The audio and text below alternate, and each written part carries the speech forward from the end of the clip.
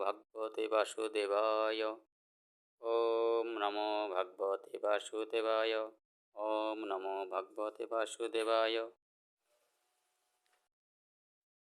পবিত্রা রোপণী একাদশী।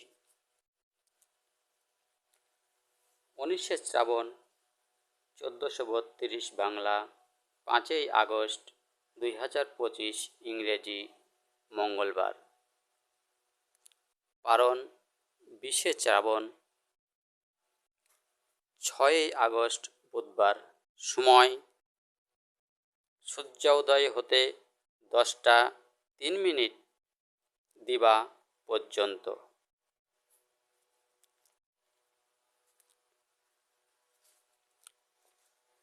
হরে কৃষ্ণ। সুধী ভক্তবৃন্দ, পবিত্রা রোপণী একাদশী ব্রতকথা ও মাহাত্ম্য সম্পর্কে কিছু বর্ণনা করছি। একদিন মহারাজ যুধিষ্ঠির ভগবান শ্রীকৃষ্ণকে জিজ্ঞাসা করলেন, হে প্রভু, শ্রাবণ মাসের শুক্লপক্ষের একাদশীর নাম কি, তা কৃপা করে আমাকে বলুন। শ্রীকৃষ্ণ বললেন, হে মহারাজ, এখন আমি সেই পবিত্র ব্রত মাহাত্ম্য বর্ণনা করছি। মনোযোগ দিয়ে তা শ্রবণ করুন। যা শোনা মাত্রই বাষ্পেয় যজ্ঞের ফল লাভ করা যায়। প্রাচীনকালে দ্বাপর যুগের শুরুতে মহিজিৎ নামে এক বিখ্যাত রাজা ছিলেন। তিনি মাহিষ্মতি নগরে রাজত্ব করতেন। কিন্তু দুঃখের বিষয় এই যে তার মনে বিন্দুমাত্র সুখ শান্তি ছিল না, কেননা তিনি ছিলেন অপুত্রক। পুত্রহীনের ইহলোক পরলোক কোথাও সুখ হয় না।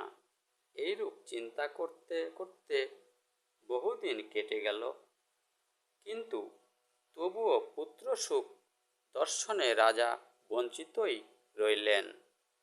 নিজেকে অত্যন্ত দুর্ভাগা মনে করে রাজা চিন্তাগ্রস্ত হলেন।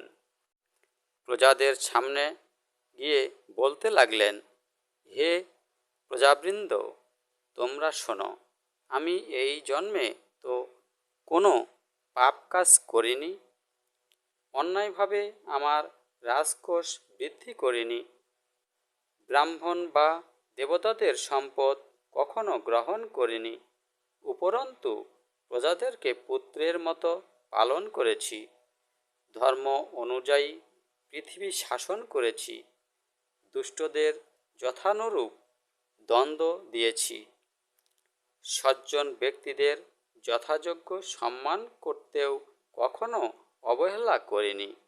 তাই হে ব্রাহ্মণগণ, এই প্রকার ধর্মপথ অবলম্বন করা সত্ত্বেও কেন আমার পুত্র লাভ হলো না, তা আপনারা কৃপা করে অনুসন্ধান করুন। রাজার এই প্রকার কাতর উক্তি শ্রবণে ব্যথিত রাজভক্ত, পুরোহিত, ব্রাহ্মণগণ রাজার মঙ্গলের জন্য গভীর বনে ত্রিকালজ্ঞ মুনি ঋষিদের কাছে যেতে মনস্থ করলেন। বনের মধ্যে ঋষিদের আশ্রম সকল দেখতে দেখতে তারা এক মুনির সন্ধান পেলেন। তিনি দীর্ঘায়ু, নিরোগ, নিরাহারে ঘোর তপস্যায় মগ্ন ছিলেন। সর্বশাস্ত্র বিশারদ, ধর্মতজ্ঞ ও ত্রিকালজ্ঞ সেই মহামুনি লোমশ নামে পরিচিত। ব্রহ্মার এক কল্প অতিবাহিত হলে মুনিবরের গায়ের একটি লোম পরিত্যক্ত হতো। এই কারণে এই মহামুনির নাম লোমশ। তাকে দেখে সকলেই ধন্য হলেন। তারা পরস্পর বলতে লাগলেন যে, আমাদের বহু জন্মের সৌভাগ্যের ফলে আজ আমরা এই মুনিবরের সাক্ষাৎ করলাম। তারপর ঋষিবর তাদের সম্বোধন করে বললেন, কি কারণে আপনারা এখানে এসেছেন এবং কেনই বা আমার এত প্রশংসা করছেন তা স্পষ্ট করে বলুন। আপনাদের যাতে মঙ্গল হয় আমি নিশ্চয়ই তার চেষ্টা করব। ব্রাহ্মণেরা বললেন, হে ঋষিবর, আমরা যে উদ্দেশ্যে এখানে এসেছি আপনি তা কৃপা করে শুনুন। এ পৃথিবীতে আপনার মতো শ্রেষ্ঠ ব্যক্তি আর কোথাও নেই। মহিজিৎ নামে এক রাজা নিঃসন্তান হওয়ায় অতি দুঃখে দিনযাপন করছে। আমরা তার প্রজা।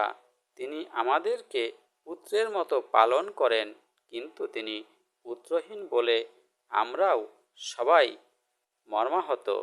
তার দুঃখ দূর করতে আমরা এই বনে প্রবেশ করেছি। হে ব্রাহ্মণ শ্রেষ্ঠ, রাজা যাতে পুত্রের মুখ দর্শন করতে পারেন কৃপা করে তার কোনো উপায় আমাদেরকে বলুন। তাদের কথা শুনে মুনিবর ধ্যানমগ্ন হলেন। কিছু সময় পরে রাজার পূর্বজন্ম বৃত্তান্ত বলতে লাগলেন। এই রাজা পূর্বজন্মে এক দরিদ্র বৈশ্য ছিলেন। একবার তিনি একটি অন্যায় কার্য করে ফেলেন। ব্যবসা করবার জন্য তিনি এক গ্রাম থেকে অন্য গ্রামে যাতায়াত করতেন। এক সময় জ্যৈষ্ঠ মাসে শুক্লপক্ষের দশমীর দিনে কোথাও যাওয়ার পথে তিনি অত্যন্ত তৃষ্ণার্ত হয়ে পড়েন। গ্রাম প্রান্তে একটি জলাশয় তিনি দেখতে পান। সেখানে জলপানের জন্য যান। একটি গাভী ও তার বাছুর সেখানে জলপান করছিল। তাদেরকে তাড়িয়ে দিয়ে তিনি নিজেই জলপান করতে লাগলেন। এই পাপ কর্মের ফলে তিনি পুত্র সুখে বঞ্চিত হয়েছেন, কিন্তু পূর্বজন্মের কোনো পুণ্যের ফলে তিনি এই রকম নিষ্কণ্টক রাজ্য লাভ করেছেন। হে মুনিবর, শাস্ত্রে আছে যে পুণ্য দ্বারা পাপ ক্ষয় হয়, তাই আপনি এমন একটি পুণ্যব্রতের উপদেশ করুন যাতে তার পারথ্য পাপ দূর হয় এবং আপনার অনুগ্রহে তিনি পুত্র সন্তান লাভ করতে পারেন। লোমশ মুনি বললেন, শ্রাবণ মাসের শুক্লপক্ষের পবিত্রা রোপণী একাদশী ব্রত অভীষ্ট ফল প্রদান করে। আপনারা যথাবিধি তা সকলে পালন করুন। লোমশ মুনির উপদেশ শুনে আনন্দ চিত্তে গৃহে প্রত্যাবর্তন করে তারা রাজাকে সে সকল কথা জানালেন। তারপর সকলে মিলে মুনির নির্দেশ অনুসারে ব্রত পালন করলেন।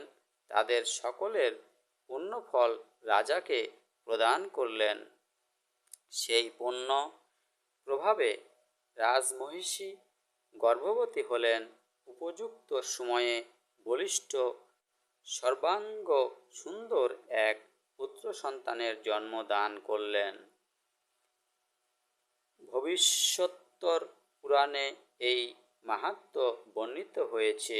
এই ব্রত মাহাত্ম্য যিনি পাঠ বা শ্রবণ করবেন তিনি সমস্ত পাপ থেকে মুক্ত হবেন এবং পুত্র সুখ ভোগ করে অবশেষে দিব্যধাম প্রাপ্ত হবেন। হরে কৃষ্ণ। আসুন সবাই একাদশী ব্রত পালন করি, পাপমুক্ত হই এবং এই দুনিয়ার জন্য পুত্র সন্তান লাভ করে পরকালের জন্য মৃত্যুর পরে নিজের অন্ত্যেষ্টিক্রিয়ার জন্য একজন সুসন্তান হরিভক্ত সন্তান কামনা করি। হরে কৃষ্ণ, রাধে রাধে।